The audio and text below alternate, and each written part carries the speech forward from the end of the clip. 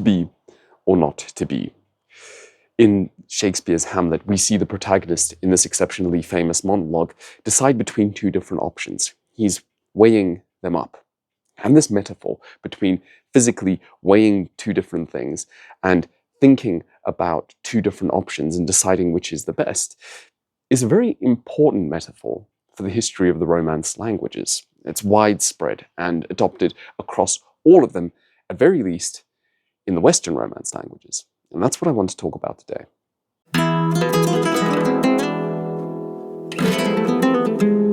Latin had a verb to weigh, pendere. And in fact, it actually continues in English. For example, if you wear a pendant, or if the status of some kind of procedure is pending, then it means that it's literally hanging. The Latin verb meant both weigh and hang. But if you were weighing something in Latin, carefully comparing them on a set of scales, you would actually use the verb pensare. And if you speak a Romance language, you'd probably notice something peculiar here, because pensar in Spanish, pensare in Italian, penser in French, all mean to think. And that's not a coincidence. But tracing the history reveals something particularly strange, and something I might even need some of your help to decipher. Already in Latin, in classical Latin, as attested by Cicero's De Officiis and Seneca's Controversiae, we know that pensare was used in a metaphorical sense as well. It was being part of the semantic range of weighing in general. It's very natural that we would apply the sense of physically weighing to weighing things up in our mind. And so we actually see evidence for this in classical Latin. But what's particularly interesting here is that initially, this sense of weighing was relatively restricted in comparison with the modern Romance derivatives. You could only weigh between two separate things. It didn't have a general cognitive sense of thinking or contemplating or pondering something generically. And it's to those Romance languages that I'm now turning, because we see a peculiar instance of what might be called semantic specialization. Somewhere along the period transitioning from late Latin, spoken in the late imperial era in the Western Roman Empire, and the formation of what we today call the modern Romance languages, the two different meanings of pensare were split into two different words. And this is why in Spanish you have pensar, to think, but pesar, to weigh. Pensare in Italian, pesare.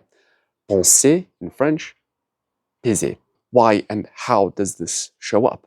Well, what we can know for certain is that already the weighing form that had eliminated the nasal consonant n does appear in Alfonso X's General Historia. So medieval Castilian from the 13th century has attestation for this form. We also know that it appears in the Divine Comedy, in the Paradiso. Dante writes this.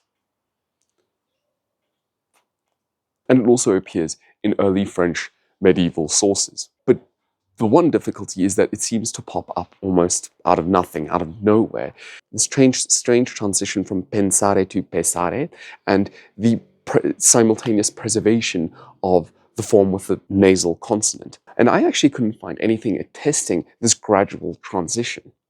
Maybe this has got something to do with the famous diglossia hypothesis, the diglossia controversy in Romance linguistics, which, if you aren't aware of it, is essentially the question as to whether Romance language speakers wrote and spoke in a form of their own language that they considered Latin, which was really just essentially a kind of conservative form of the spoken dialect, or if they were pretty aware that the language that they wrote in was not actually Latin itself. So I want to finish off with a question.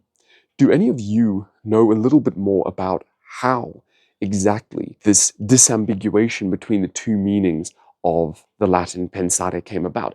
What's the earliest attestation that you have possibly seen? Because my earliest attestations derive more or less from the 12th and 13th centuries, nearly fully a millennium after we consider Rome to have fallen in the West in general. So far too late to be satisfactory.